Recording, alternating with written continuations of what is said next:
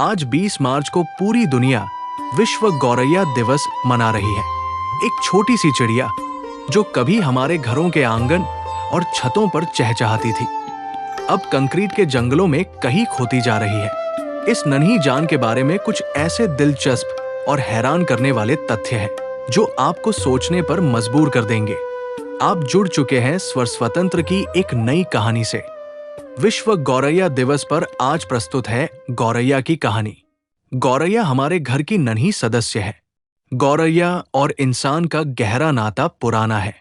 क्या आप जानते हैं, गौरैया उन गिने चुने पक्षियों में से है जो जंगलों में रहना पसंद नहीं करती। इसे सिनेंथ्रोपिक प्रजाति कहा जाता है, जिसका अर्थ है कि ये सदियों से इंसानों के आसपास रहने के लिए ही विकसित हुई है।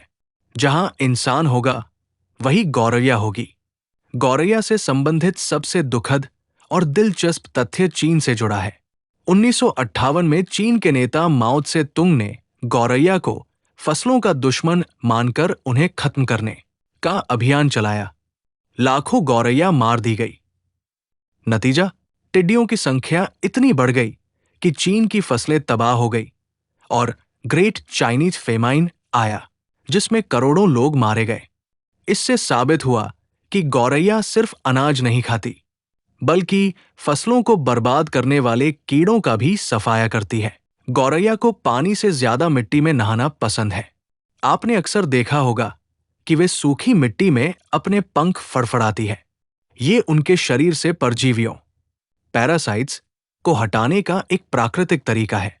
भले ही गौरैया छोटी दिखती हो, लेकिन उड़ने में ये काफी फुर्तीली है। एक सामान्य गौरैया 38 से 46 किलोमीटर प्रति घंटे की रफ्तार से उड़ सकती है और जरूरत पड़ने पर यह गति और भी बढ़ सकती है। गौरैया क्यों कम हो रही हैं? आधुनिक वास्तुकला भी जिम्मेदार है। पुराने घरों में रोशनदान और झरोखे होते थे जहां वे घोंसले बनाती थी। सीमेंट और कांच की इमारतों में उनके लिए जगह नहीं बची है। मोबाइल टावर रेडिएशन शोध बताते हैं कि इलेक्ट्रोमैग्नेटिक रेडिएशन इनके अंडों और दिशा ज्ञान नेविगेशन को प्रभावित करता है। कीटनाशकों का प्रयोग, खेती में बढ़ते रसायनों के कारण वे कीड़े खत्म हो गए हैं, जो गौरैया के बच्चों का मुख्य भोजन है। गौरैया को बचाने के लिए हम क्या कर सकते हैं? कृत्रिम घोंसले, अपने घर की बालकनी या छत पर लकड़ी या गत्ते के बने बर्ड हाउस लगा सकते हैं।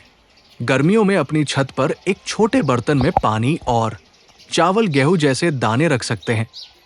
अपने बगीचे में ऐसे पौधे लगाएं जो स्थानीय हों, ताकि वे वहां सुरक्षित महसूस करें। गौरैया सिर्फ एक पक्षी नहीं, बल्कि हमारे पर्यावरण के स्वास्थ्य का सूचक, बायोइंडिकेटर है। अगर वो हमारे आसपास नहीं है, तो समझ लीजिए कि हमारा वातावरण हमारे लिए भी असुरक्षित होता जा रहा है।